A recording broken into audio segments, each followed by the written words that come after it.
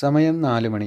ഇന്ന് എൻ്റെ കഫീലിൻ്റെ വാപ്പാൻ്റെ ജ്യേഷ്ഠന്മാരുടെ കുടുംബ പാരമ്പര്യമുള്ള വീടുകളാണ് ഇതൊക്കെ കാണുന്നത്. ഇതിനകത്തോട്ട് പോയാൽ പാമ്പുണ്ടെന്നാണ് അവൻ പറയുന്നത്. അതുകൊണ്ട് അകത്തോട്ട് പോയില്ല.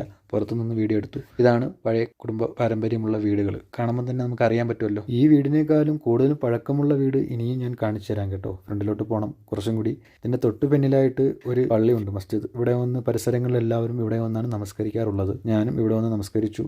ഇതിനേക്കാളും പഴക്കമുള്ള വീട് ഞാൻ ഫ്രണ്ടിലോട്ട് കാണിച്ചു തരാം. ഇതാണ് ഞാൻ പറഞ്ഞ വീട്. ഇതിനേക്കാളും പഴക്കമുള്ള എത്രയോ വർഷങ്ങൾ നൂറ്റാണ്ടുകളെന്ന് പറയാം നമുക്ക് വേണമെങ്കിൽ. ഈ വീട് കാണുമ്പോൾ തന്നെ നമുക്ക് അറിയാൻ പറ്റും അല്ലേ, എന്തൊരു മനോഹരല്ലേ അന്നത്തെ വീടുകൾ കാണാൻ. പക്ഷേ ആ ഒരു രംഗം അങ്ങോട്ട് മനസ്സിലെവിടെയൊക്കെ കൊണ്ടുപോകുന്ന ഒരു രീതി ഫീൽ ചെയ്ത്. ഇനി എൻ്റെ ബാബായും അനിയനും ചേർന്ന് മേടിച്ച വീടാണ് അത്.